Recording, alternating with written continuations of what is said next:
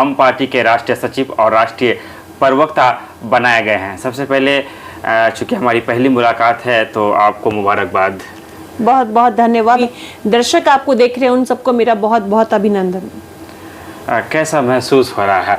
हम पार्टी में अब आप हैं राष्ट्रीय सचिव और राष्ट्रीय प्रवक्ता, बड़ी जिम्मेदारियां दी गई है। बहुत सारे लोगों को इस पद तक जाने के लिए लंबा इंतजार करना पड़ता है और आपने ज्वाइनिंग लिया और आपको ये पद मिल गया। जी, बहुत बड़ी जिम्मेदारी दी गई है मेरे कंधों पर और इस जिम्मेदारी को मैं बखूबी निभाऊंगी और बहुत अच्छे से निभाऊंगी और बहुत सारे लोगों को हम पार्टी से जोड़ करके मैं अपना कार्य करूंगी और निष्ठापूर्वक करूंगी।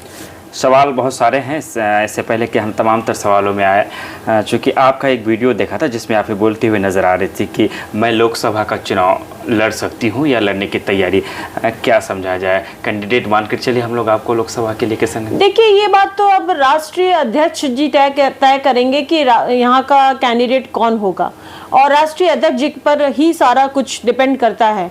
अब मैं कैंडिडेट हूँ कि कोई और कैंडिडेट हो सकता है मैं उनके लिए प्रचार प्रसार करूँ जो कैंडिडेट बनेंगे, तो ये अभी से कह देना ये बहुत ज़्यादा जल्दी हो जाएगी, जल्दबाजी हो जाएगी। लेकिन हाँ, राष्ट्रीय अध्यक्ष जी जिसे भी कैंडिडेट चुनेंगे मैं उनके लिए प्रचार प्रसार जरूर करूँगी। आप मानकर चलते हैं जैसे एग्जाम में मैथ में माना जाता है कि मान लिया कि एक्स, तो हम मानकर चलते हैं कि एक्स के जगह में तारा सुतारिया को ही टिकट मिलती है और आप चुनाव के मैदान में आते हैं, तो क्या वादे रहेंगे आपका, क्या इरादे रहेंगे और अगर आप जीत जाते हैं तो क्या कुछ कर सकते हैं हमारे सीमांचल? देखिए, मेरा इरादा और वादा और क्या कुछ कर सकती हूँ सीमांचल के लिए, मैं पिछले 20 साल से यहाँ पर हूँ, मेरी शादी हुई, सब कुछ हुआ, तो मैं तो यहाँ के एक एक मिट्टी से मैं वाकिफ़ हूँ। यहाँ की जो दिक्कतें हैं, जो यहाँ पे स्कूल की कमियाँ, जो पढ़ाई की कमियाँ, शिक्षा की कमियाँ, नौकरियाँ की कमियाँ, और उसके बाद एमयू बन के बैठा हुआ है लेकिन उस पर शिक्षा नहीं हो पा रहा, और भी महानंदा बेसिन का जो प्रॉब्लम है, बार बार बाढ़ आ जाता है हमारे, अभी भी लग रहा था कुछ दिनों पहले कि बाढ़ आ जाएगी। इन सब मुद्दों को मैं हल करना चाहती हूँ, लोगों को एक अच्छी जिंदगी देना चाहती हूँ, नौकरी देना चाहती हूँ ताकि उनका मन इधर उधर ना भटके और वो कार्य करें और कार्य के साथ साथ ही वो अपने परिवार को चलाएं और परिवार को देखें और एक अच्छा सीमांचल हमारा बने, जैसा एक शांत सीमांचल हमारा बहुत पहले भी था, अभी भी मैं चाहती हूँ कि वो शांत सीमांचल बने और एक अच्छे जैसे बिहार को हम कहते हैं ना, कहीं बाहर में जाके कि हम बिहारी हैं तो लोग हमें इस तरह से देखते हैं, तो जैसे हम बोलते हैं हम सीमांचल के वासी हैं तो लोग हमें ऐसे देखते हैं। मैं चाहती हूँ लोग हमें गर्व के साथ देखें कि हम सीमांचल वासी हैं, मैं ये चाहती हूँ। सबसे पहले जब तारा सुतारिया को जानने का मौका मिला तो गांगीहाट में एक प्रोग्राम था, जब पुलवामा की घटना हुई थी, कैंडल मार्च था, हम लोग भी गए थे, उसमें आपका जाना हुआ था, तब आप जन अधिकार से जुड़ी हुई थी। फिर उसके बाद मजलिस के बाद फिर जेडीयू के बाद अब हम में हैं। तमाम तरह पार्टियों का एक अनुभव रहा आपके पास और मैं ये जानना चाहूँगा कि क्या कुछ सीखा आपने इन तमाम जो भी आदमी ज़्यादातर जगहों पे जाता है तो उससे कुछ ना कुछ सीखने को मिलता है, तारा सुता ने क्या सीखा? जी, सबसे पहले जब मैंने जॉब ज्वाइन किया था तो मैंने पप्पू यादव जी की, मैं उनकी बहुत इज्जत करती हूँ, उनसे मैंने बहुत कुछ सीखा कि गरीबों की मदद कैसे की जाती है, ये मुझे पप्पू यादव जी ने सिखाया। किस तरीके से गरीब की मदद उनको मैंने करते हुए देखा है अपने आंखों के सामने, मैं ये कोई झूठा बयान नहीं दे रही, मैं अपने आंखों के सामने उनको देखा है कि लोग उनके पास आए हैं कि मेरे पास जेब में 1 रुपया नहीं है, मेरा पति जो है वो एडमिट है आईसीयू में यहाँ पर पटना में, उन्होंने अपने जेब से पैसे निकाल करके उसको दिए हैं।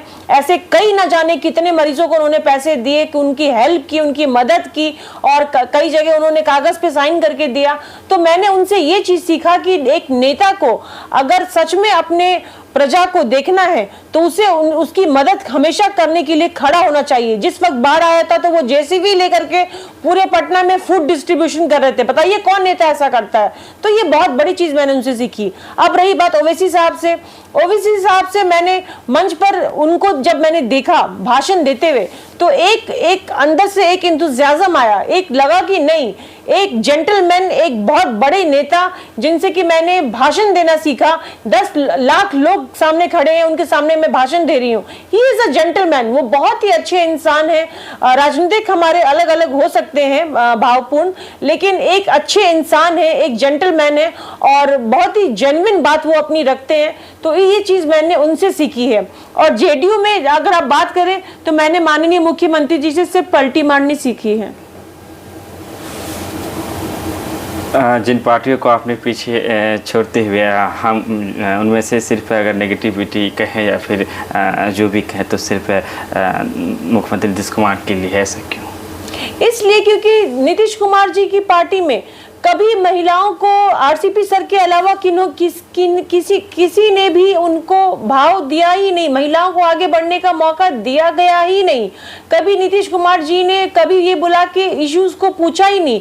जब तक लीडर जो है कार्यकर्ता के इश्यूज को सुनेगा नहीं, क्योंकि ग्राउंड लेवल पे तो कार्यकर्ता काम कर रहा है, कार्यकर्ताओं की बात को अगर लीडर नहीं सुनेगा तो वो काम कभी पूर्ण रूप से नहीं हो सकता। और कार्यकर्ताओं के बल पर ही एक लीडर काम कर सकता है, ये बात समझनी बहुत जरूरी है, क्योंकि ग्राउंड लेवल पर कार्यकर्ता ही रहता है जो उनको सही सूचना देता है। आपने कहा कि नीतीश कुमार से मैंने पलटी मारना सीखा है, तो जो ये जाब से एमआईएम से जेडीयू से आज हम, तो क्या ये आपने नीतीश कुमार जी से सीखा है, क्योंकि वो भी कभी राजद से भाजपा, भाजपा से राजद करते रहते? देखिए, ये तो मैंने मजाक में बोल दिया, हंसी मजाक, ताकि थोड़े से हंसी मजाक भी हो जाए इस बीच।